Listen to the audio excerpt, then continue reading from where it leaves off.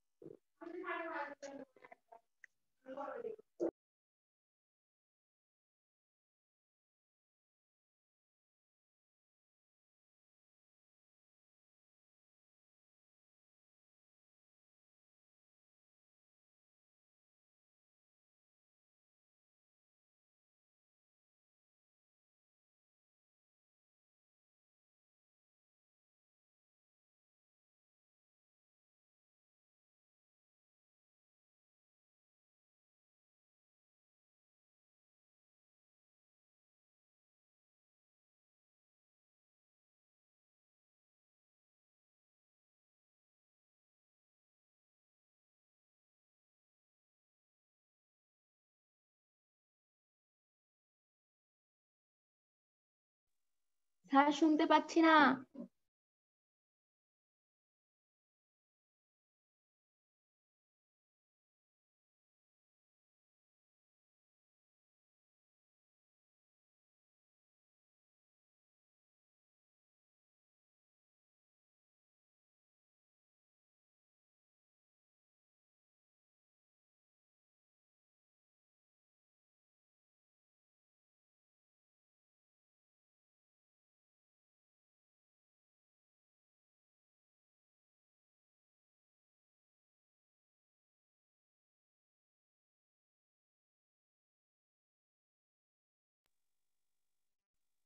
Sir শোনা যায় না?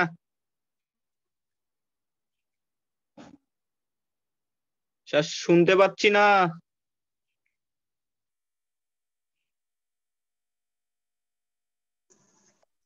না স্যার।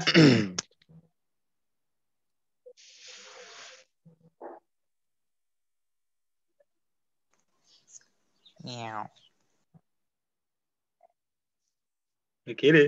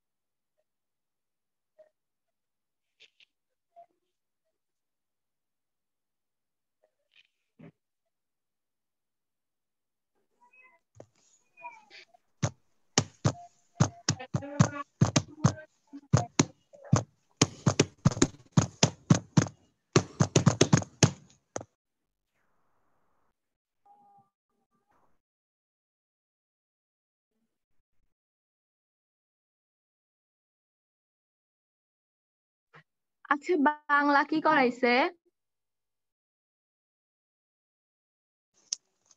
Don't know. এই সুপ্তি, শুনতে আমি কোনো পাচ্ছিস? আগন্তুক নই। কবিতা পড়াইছে।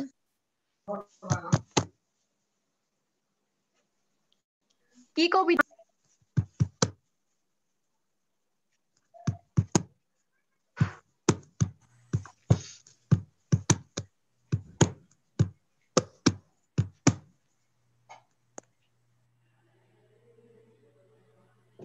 আচ্ছা, সবাই ভালো আছো তো নাকি?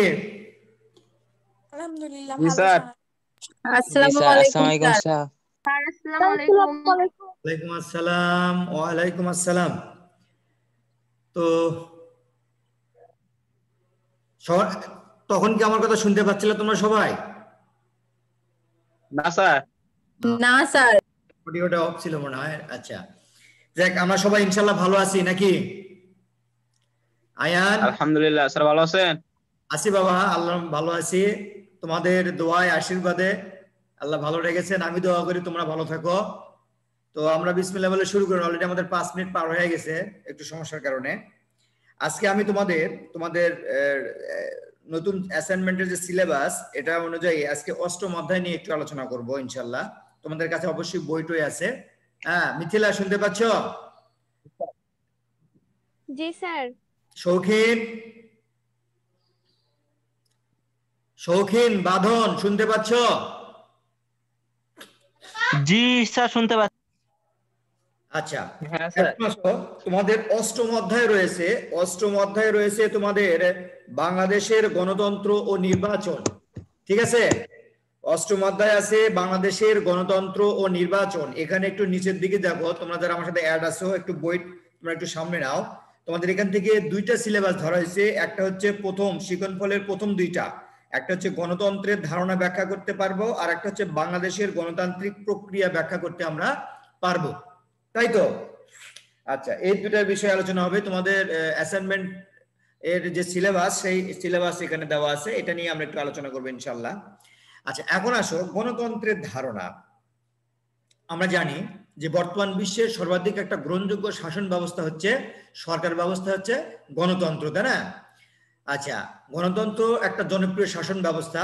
আমরা জানি যে সাধারণভাবে গণতন্ত্র বলতে যে শাসন ব্যবস্থায় ক্ষমতাটা মুষ্টিমেয় বা গোটা কয়েক কোনো ব্যক্তি বা দলের উপর ন্যায় থেকে সমষ্টিগতভাবে পুরো জনগণের উপর ন্যস্ত থাকে এবং জনগণে পরোক্ষভাবে কি চালায়, সরকার ব্যবস্থা গঠন করে এবং দেশটাকে পরিচালনা করে পরোক্ষভাবে। আবার এখানে যেমন ধরো, এটা যদি আবার যদি বলা হয় যে যে শাসন ব্যবস্থায় শাসন ক্ষমতা মুষ্টিমেয় লোকের হাতে পুঞ্জীভূত না থেকে রাষ্ট্রের সব জনসাধারণের উপর ন্যস্ত থাকে এবং জনগণই তাদের সরকার গঠন করে। গণতন্ত্র হলো এমন একটি রাজনৈতিক ব্যবস্থা যেখানে নির্ধারিত মেয়াদ শেষে সরকার পরিবর্তনের লক্ষ্যে সুষ্ঠু নির্বাচন অনুষ্ঠিত হয় এবং যাতে প্রাপ্তবয়স্কদের সর্বজনীন ভোটাধিকার থাকে। আমরা জানি যে বাংলাদেশে সাধারণত 18 ইয়ার্স ওল্ড হলে পরে সে নাগরিকত্ব পায়, তাই না? শুধু নাগরিকত্বই পায় না, আরো অনেক কিছু পেয়ে থাকে। সাধারণত 18 বছর পরে হলে সে নাগরিকত্ব পায় এবং তখনই সে ভোটাধিকার প্রয়োগ করতে পারে। 18 বছর নিচে হলে কেউ নাগরিকত্ব পাবে না, তখন সে কিশোর বলে গণ্য হবে। যাই হোক, এই যে 18 বছর থেকে শুরু করে মৃত্যু পর্যন্ত যারা বেঁচে আছে, এরা সবাই কিন্তু ভোটাধিকার মাধ্যমে সরকার ব্যবস্থা পরিবর্তন করে থাকে এবং সরকার গঠন করে থাকে, তাই না? যে আমরা জানি যে জনগণের শাসনই হচ্ছে গণতন্ত্র। এখন আসো গণতন্ত্রের সংজ্ঞাটা আমরা একটু দেখি। যে গণতন্ত্রের সবচেয়ে সুন্দর এবং সাবলীল একটা সংজ্ঞা প্রদান করেছেন, সেটা হলো মার্কিন প্রেসিডেন্ট ছিলেন আব্রাহাম লিঙ্কন। হ্যাঁ, উনি দিয়েছেন যে democracy is the people, for the people and by the people. অর্থাৎ গণতন্ত্র হচ্ছে জনগণের দ্বারা, জনগণের দিয়ে এবং জনগণের নির্বাচিত সরকার ব্যবস্থাই হচ্ছে গণতন্ত্র। বুঝতে পারছো? সুন্দর একটা সংজ্ঞা। জনগণের জন্য, জনগণের দ্বারা এবং জনগণের নির্বাচিত সরকার ব্যবস্থায় হচ্ছে গণতন্ত্র। অধ্যাপক গেটেল কি বলেছেন? যে শাসন ব্যবস্থায় জনগণ সার্বভৌম ক্ষমতার প্রয়োগে অংশ নেওয়ার অধিকারী, তাই হচ্ছে গণতন্ত্র। তোমরা কি বুঝতে পারতেছ?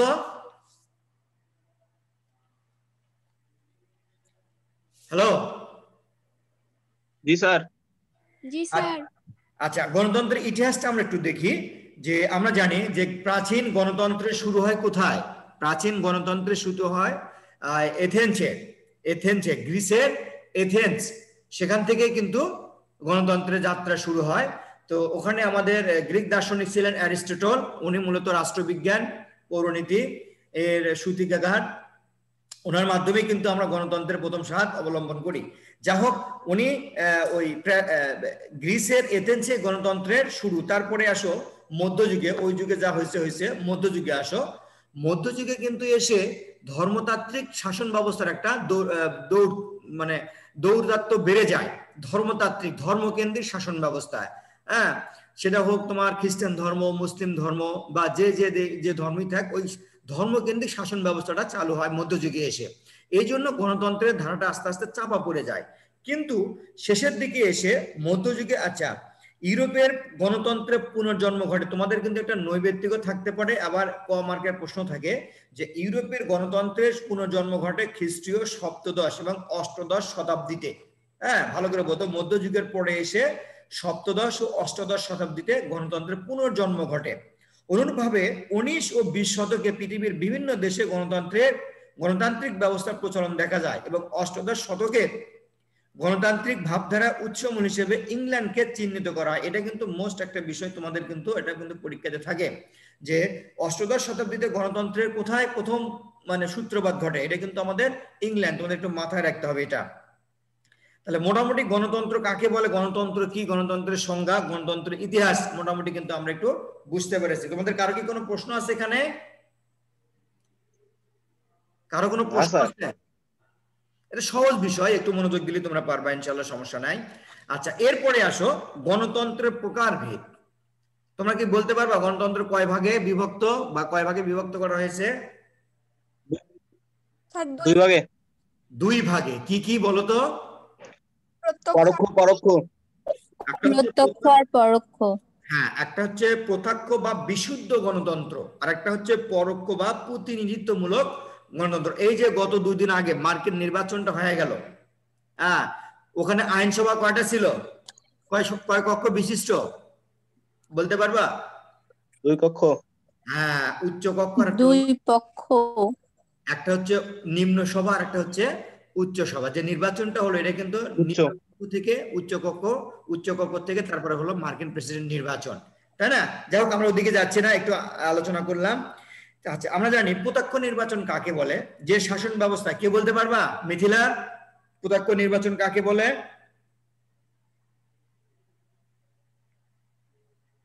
মিথিলা শুনতে পাচ্ছ?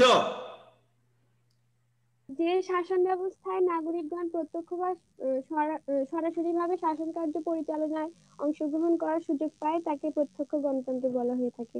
গুড, বইটা তোমার কাছে আছে, আমি বুঝতে পেরেছি। তারপরের লাইনটা দেখো, প্রাচীন গ্রিসের ক্ষুদ্র ক্ষুদ্র নগর রাষ্ট্রগুলোতে প্রত্যক্ষ গণতন্ত্র তখন প্রচলিত ছিল। অর্থাৎ যেমন ধরো আমাদের বগুড়া একটা ডিস্ট্রিক্ট, তাই না? আমাদের বগুড়া ডিস্ট্রিক্টের আয়তনটা ধরো এখানে 12-13টি থানা রয়েছে, উপজেলা রয়েছে। আমাদের কিন্তু ওই প্রাচীন গ্রিসের যে গণতন্ত্রটা ছিল, আমাদের এই ডিস্ট্রিক্টের ভিতরে যত জনসংখ্যা বসবাস করবে সবাই কিন্তু তখন নাগরিকত্ব পেত না। শুধুমাত্র সদরের ভিতরে, যেমন ধরো বগুড়া সদর, বগুড়া ডিস্ট্রিক্টের বগুড়াটা আমাদের সদর আছে না, এই সদরের ভিতরে যারা বসবাস করতো তাদেরকে নাগরিকত্ব প্রদান করা হতো, তাই না? প্রাচীন গ্রিসের কিন্তু এটা শুধুমাত্র নগরের ভিতরে যারা বসবাস করতো ওইখানে ওখান থেকে নাগরিকত্ব পেত।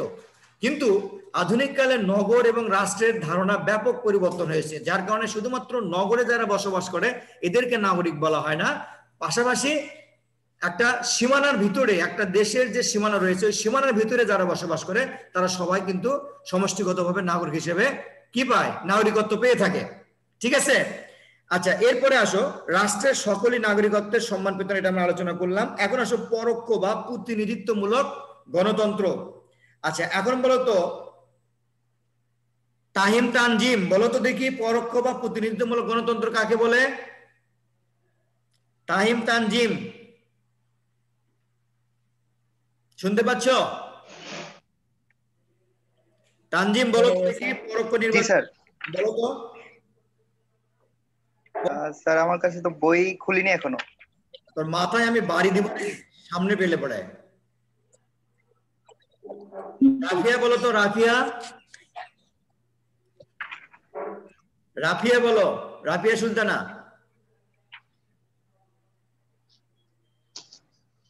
রাফিয়া, আবু বকর। ব্যবস্থা নাগরিকগণ প্রত্যক্ষ বা সরাসরি শাসন কার্য পরিচালনায় অংশগ্রহণ করতে সুযোগ পায় তাকে প্রত্যক্ষ গণতন্ত্র বলা হয়। পরোক্ষটা বলো, পরোক্ষ 2 নম্বরটা।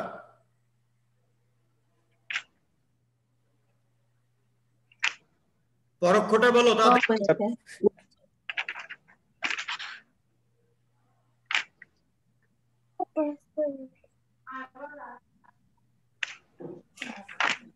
সাদিয়া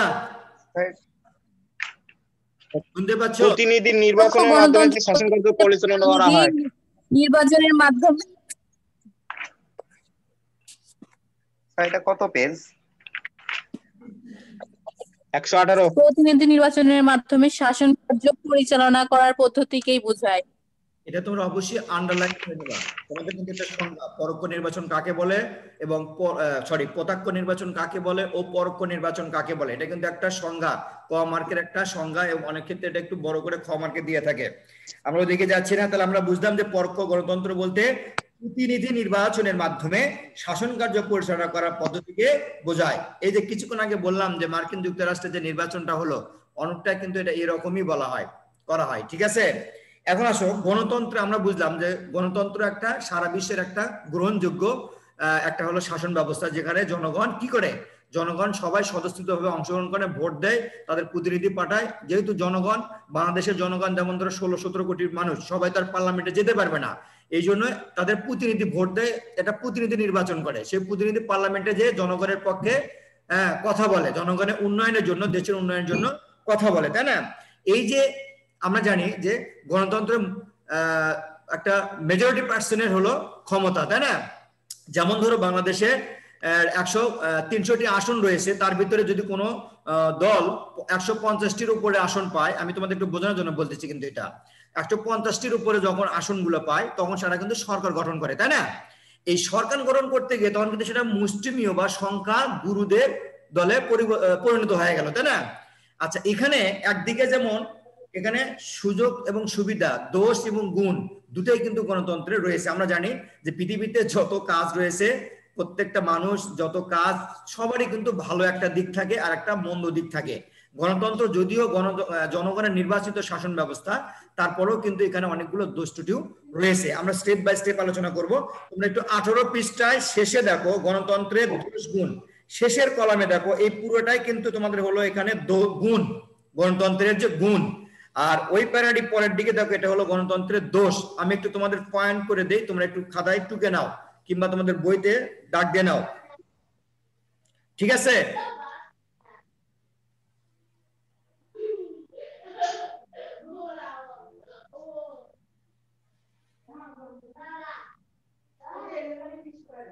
আচ্ছা,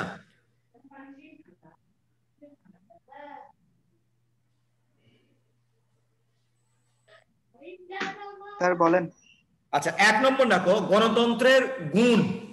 গণতন্ত্রের গুণ, এখানে তোমাদের প্রথম লাইনে গণতন্ত্রের দোষ গুণ, তার প্রথম লাইনটা দেখো। 1 নম্বর হচ্ছে গণতন্ত্রে আইনের অনুশাসন প্রতিষ্ঠিত হয়। এখানে তোমরা কলম দিয়ে একটু ছোট করে 1 নম্বর পয়েন্টটা লিখে নাও বা খাতায় লিখে নাও, যেটাই করো তোমাদের সুবিধার্থে। তোমাদের কিন্তু পরীক্ষায় এগুলো থাকবে, আমি একটু পয়েন্টগুলো ফাইন্ড আউট করে দেই। গণতন্ত্রে আইনের অনুশাসন প্রতিষ্ঠিত হয়। 2 নম্বর পয়েন্ট হবে গণতন্ত্র একটি দায়িত্বশীল শাসন ব্যবস্থা। 3 নম্বর হবে এই শাসন ব্যবস্থায় সরকারের জনগণের প্রত্যক্ষ ভোটে নির্বাচিত হয় এবং জনগণের কাছে সরকারের জবাবদিহিতা থাকে। বুঝতে পারছো? এই শাসন ব্যবস্থায় সরকারের জনগণের প্রত্যক্ষ ভোটে নির্বাচিত হয় এবং জনগণের কাছে জবাবদিহিতা থাকে। কার থাকে? যারা সরকার পরিচালনা করে। 4 নম্বর হবে গণতান্ত্রিক শাসন ব্যবস্থায় রাষ্ট্রীয় নীতি নির্ধারণের ক্ষেত্রে জনগণের স্বার্থকে প্রাধান্য দেওয়া হয়।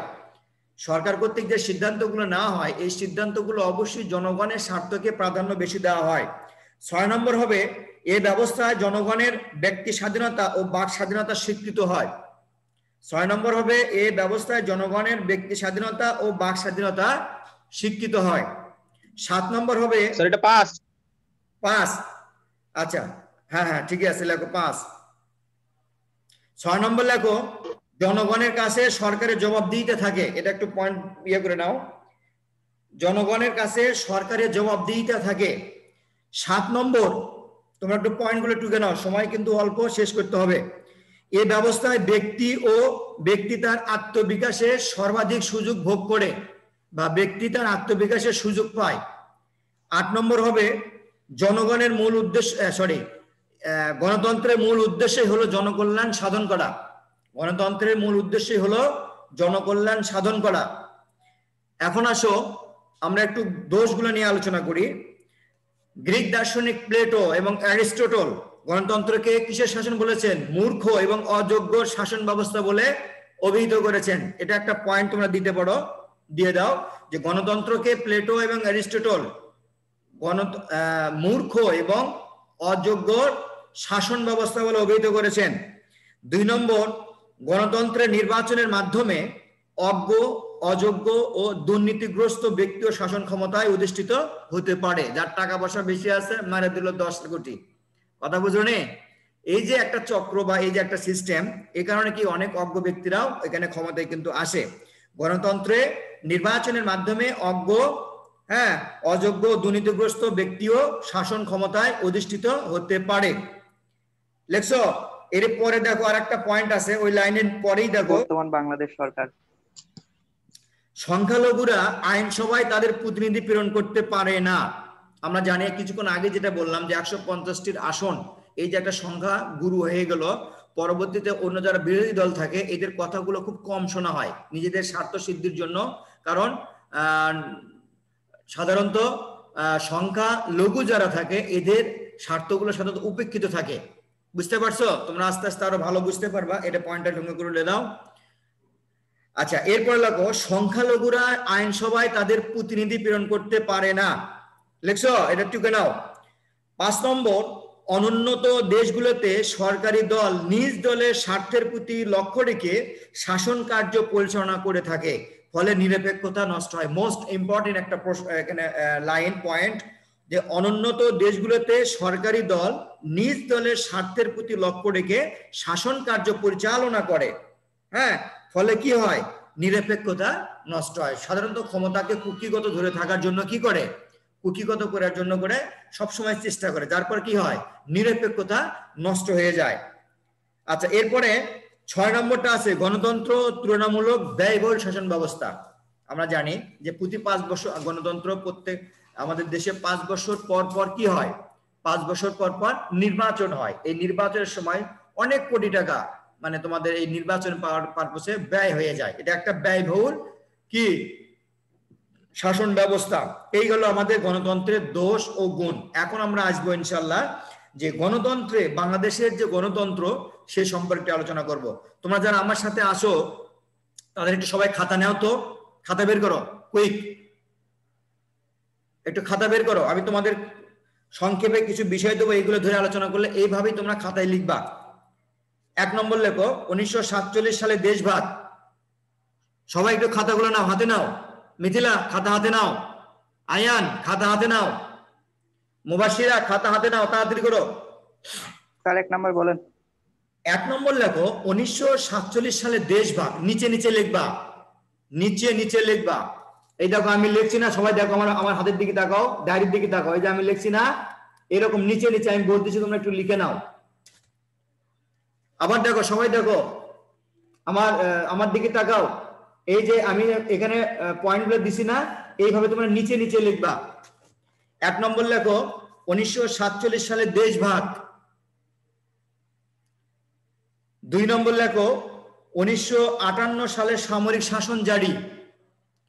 1958 সালে সামরিক শাসন জারি। লিখছো?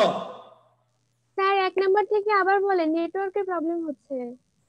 একটু ফাঁকা জায়গায় বসো রে। 1947 সালে দেশভাগ। 1947 সালে দেশভাগ। 2 নম্বর 1958 সালে সামরিক শাসন জারি। 1958 সালে সামরিক শাসন জারি। 3 নম্বর 1970 সালে বঙ্গবন্ধুর জয়লাভ। 1970 সালে বঙ্গবন্ধুর জয়, এটা কিন্তু নির্বাচনের ব্যবস্থা। কোন কোন সালে নির্বাচন হয় সেই নির্বাচন ব্যবস্থা কিন্তু এটা। 1970 সালে বঙ্গবন্ধুর জয়লাভ। 4 নম্বর 1975 সালে হত্যা, অর্থাৎ ওই যে আমরা 15ই আগস্ট যে হত্যা চক্র হয় সেটার কথা বলা হচ্ছে, যে 1975 সালে হত্যা। কি জয়িতা শুনতে পাচ্ছ? শুনতে পাচ্ছি। 5 নম্বর লেখো 1975 থেকে 1990 সামরিক শাসন চলে। 1975 থেকে 1990 সামরিক শাসন চলে। বুঝতে পারছো? 1975 থেকে 1990 সামরিক শাসন চলে। 6 নম্বর 1991 বিএনপির জয়লাভ। 1991 বিএনপির জয়লাভ। 7 নম্বর 1996 আওয়ামী লীগ জয়লাভ। এগুলো সুন্দর করে লেখো, আমি পরে সংক্ষেপ একটু বলে দিচ্ছি। এইগুলো ভাবি তোমাদের স্টেপ বাই স্টেপ খাতায় লিখবা। 1996 আওয়ামী লীগ জয়লাভ, আওয়ামী লীগের জয়লাভ। 1996 আওয়ামী লীগের জয়লাভ। 8 নম্বরে আসো 2001 সালে বিএনপি আবার জয়লাভ। 8 নম্বরে 2001 সালে বিএনপির জয়লাভ। আর 2007 থেকে 8 সাল পর্যন্ত, 2007 একটা হাইপেন দিয়ে লেখো 8, যে সেনাবাহিনীর ক্ষমতা গ্রহণ, সেনাবাহিনীর ক্ষমতা গ্রহণ 2007 থেকে 8 সেনাবাহিনীর ক্ষমতা গ্রহণ। ঠিক আছে, লিখছো সবাই? জি স্যার। আচ্ছা, এরপরে আর দুটো আছে।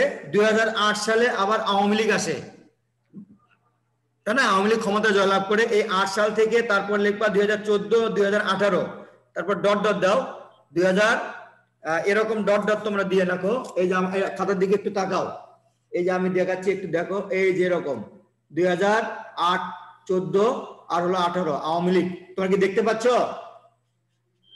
জি স্যার। আচ্ছা, এইভাবে এখন তোমাদের একটু আলোচনা করি।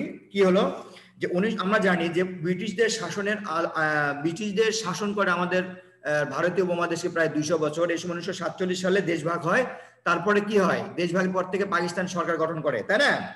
এরপরে আসো, এটা কিন্তু আমাদের গণতান্ত্রিক ধারা, অর্থাৎ 1947 সাল থেকে আজ অব্দি পর্যন্ত গণতন্ত্রের কিরূপ ধারা বিবর্তন হয়েছে সেগুলো সম্পর্কে কিন্তু আমরা একটু আলোচনা করতেছি।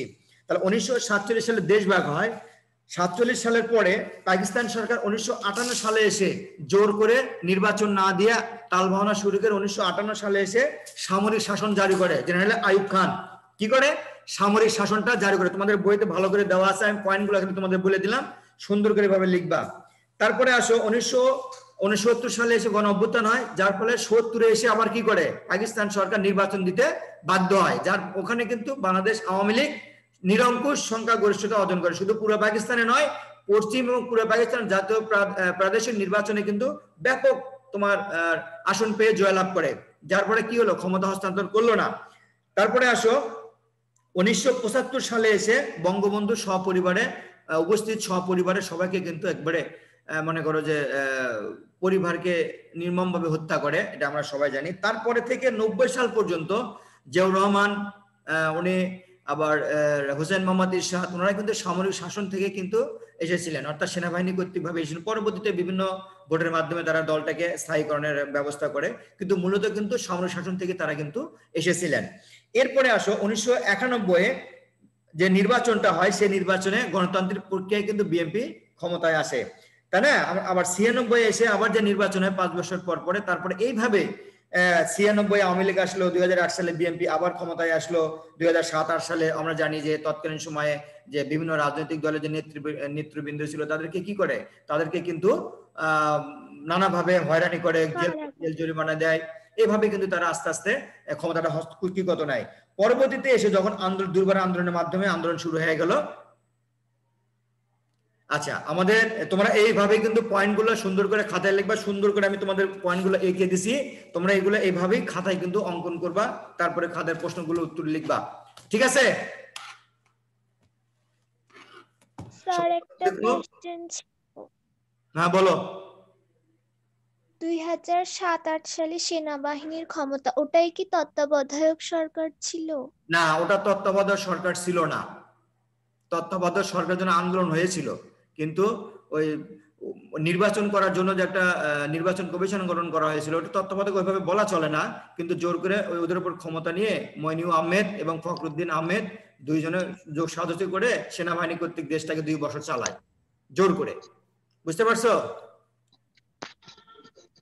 আচ্ছা, তোমাদের আর কি কোনো কারো প্রশ্ন আছে? তারপরে তোমাদের 2008 সাল থেকে শুরু করে আজ অব্দি পর্যন্ত 3টা নির্বাচন হয়েছে। এই নির্বাচনে মূলত আওয়ামী লীগ জয়লাভ করেছে, তারা সরকার গঠন করেছে। এই যে প্রক্রিয়া, গণতান্ত্রিক প্রক্রিয়া কিভাবে কোথায় হলো, এইভাবে সুন্দর করে, তোমাদের কি কারো কোনো বোঝার সমস্যা আছে কিভাবে গণতন্ত্র আসলো আজ অব্দি পর্যন্ত? তোমাদের কারো কি? না স্যার। না স্যার। তোমরা কি সবাই বুঝতে পেরেছো আমি কি কি বললাম এতক্ষণ? হ্যাঁ স্যার। বাবা তোমাদের সমস্যা থাকলে আমাকে বলো যে এই স্যার এটা বুঝতে পারতেছি না, আমি বুঝিয়ে দেই। কোনো সমস্যা নাই স্যার। আচ্ছা বাবা, তো আজকে মনে ক্লাস আমরা এখানে শেষ করি। সবাই ভালো থেকো, সুস্থ থেকো। আল্লাহ হাফেজ। আল্লাহ হাফেজ।